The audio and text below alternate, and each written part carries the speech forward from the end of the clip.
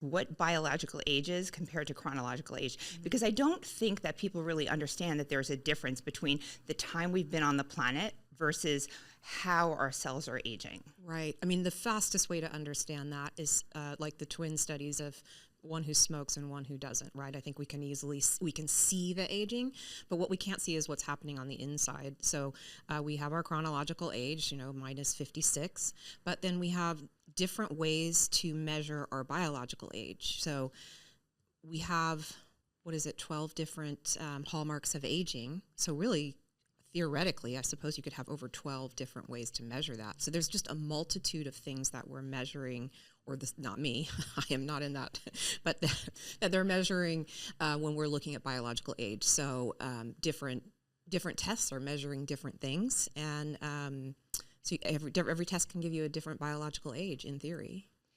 Okay, so basically what I hear you saying is that our genetics do not determine how quickly we age. Correct. Yes. So let's talk that one of the age tests, DNA methylation, right? So we're looking at the scientists, because I am not, this is way above my pay grade, so I'm only going to explain it the way I, as a little engineer, can understand it.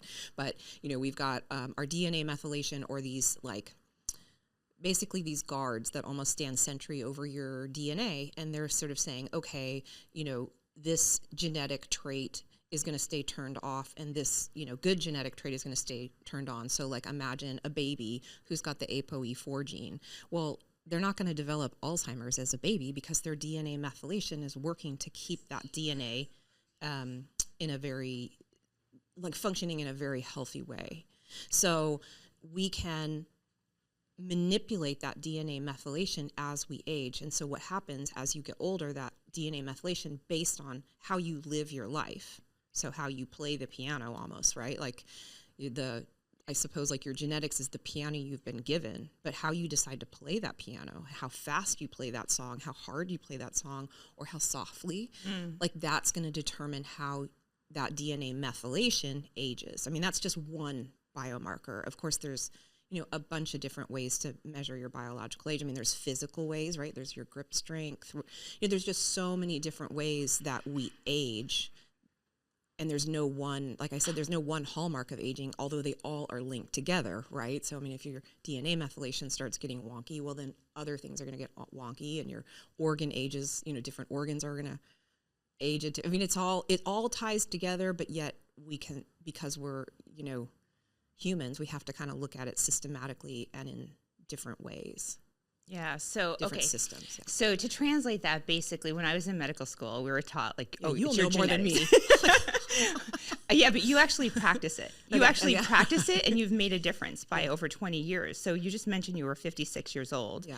And your tested biological age has been, 36 years old, right? Yeah. So I want to get into that further, but I want to just break it down for everyone listening that we have this ageism. I call it ageism because people want to put people in certain categories depending on our chronological age. But what really happens is our biological age is more of a determinant to our health span, and that we do have control over it.